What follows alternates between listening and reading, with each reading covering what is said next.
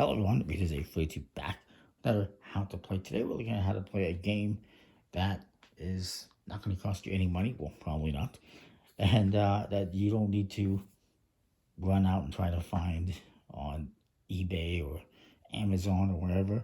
Just all you need is a deck of cards. And I've got one here, a nice one, a shiny one. You probably wouldn't want to use this one to play a card game, but I'm going to use it anyway. It's the bicycle peacock in purple, in case you're wondering. You're going to take out all the ad cards and jokers.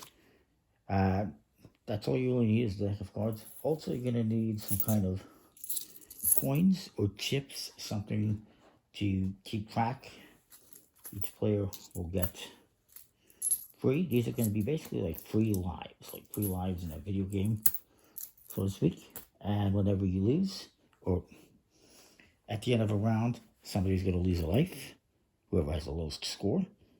And once somebody is out of lives, they're out of the game, and this continues until only one person is left standing, basically. The game is 31, and I'll go over how to play it. So you're just going to shuffle up the cards and deal out 3 to each player. It's a pretty simple game. And the person to the left of the dealer will start. And we're going to take the deck, the rest of the deck, put it in the middle, flip the top card face up to form a discard pile.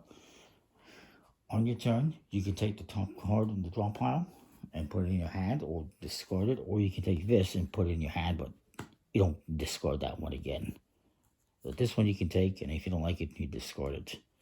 This one you can take, but don't put it back. That's not how card games usually work.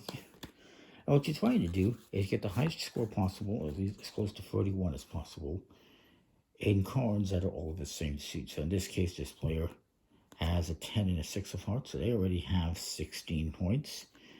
All the cards are worth face value. Court cards are 10. Aces are worth 11. So if you get 2 court cards and an ace, or 10 court cards and an ace, you get 31.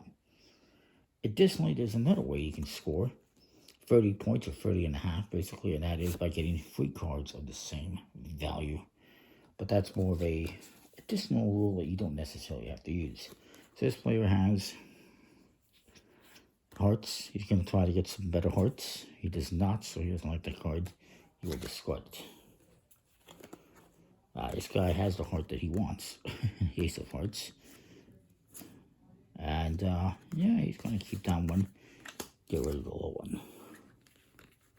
Everyone's apparently looking for hearts.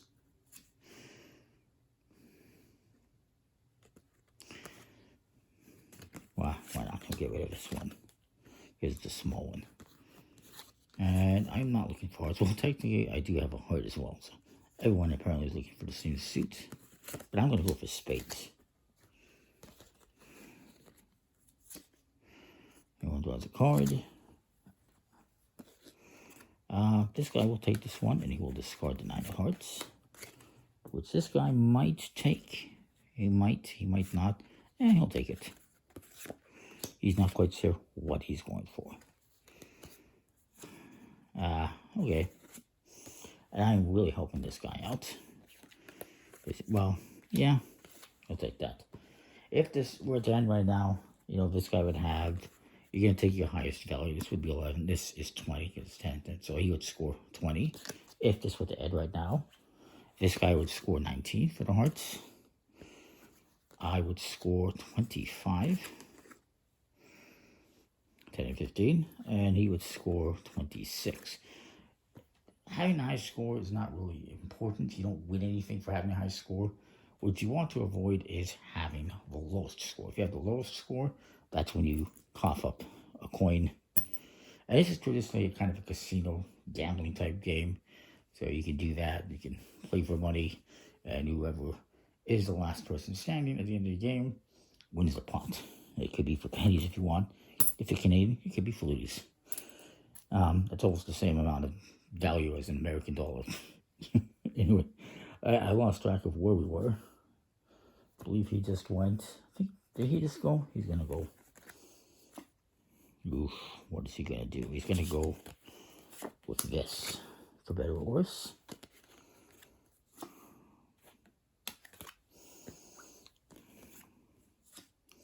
am going to try to improve my hand, even though I technically don't have to.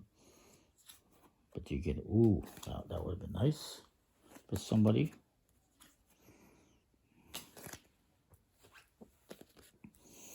And this guy's going to take this 9, because now he's going to have 3 9s, which will give him 30 points, 30 and a half, technically. You would have liked that King of Hearts, not the King of Spades. And this guy's going to draw, ooh, another King. So this guy looks at his hand. He's pretty happy with that. He's not going to get any better than that. So what he's going to do, when you're happy with your hand and you don't want to draw or discard anything, you just knock, and everyone else gets one more opportunity to improve their hand. So I'm going to draw a card. Don't like it. This guy's going to draw a card. It's not helpful. Yeah, it's heart. And this guy is debating whether or not to take that heart. He doesn't. He gets a better one, though. So then everyone's going to reveal their hands. And look at the scores. He's got that 30 and a half.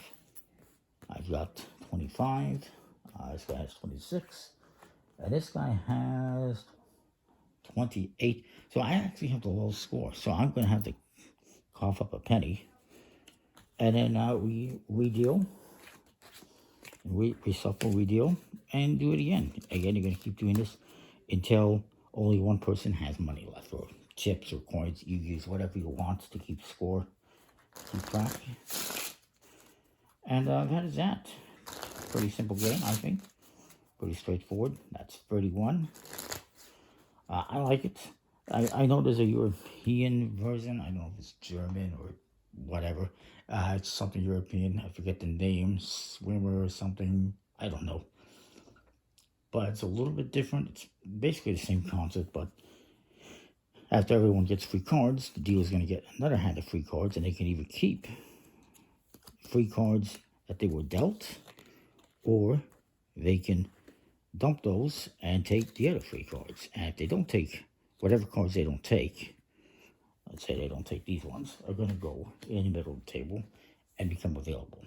It more or less plays out the same way. You're trying to still get, as close to 31 as possible, or 31, except that there's more cards available.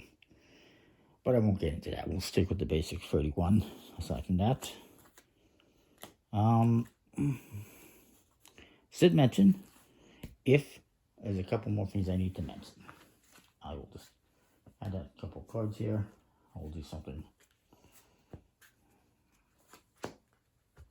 So, if, let's say, I got a poor hand, but if I were to knock, and with that 10-point hand, and everyone else does their thing, this guy draws a card, it's a discard.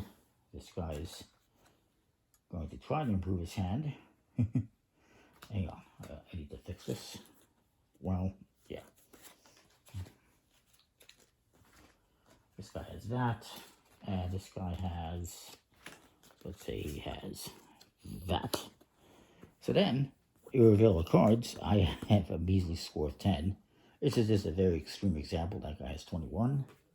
This guy has 18. And this guy has 16.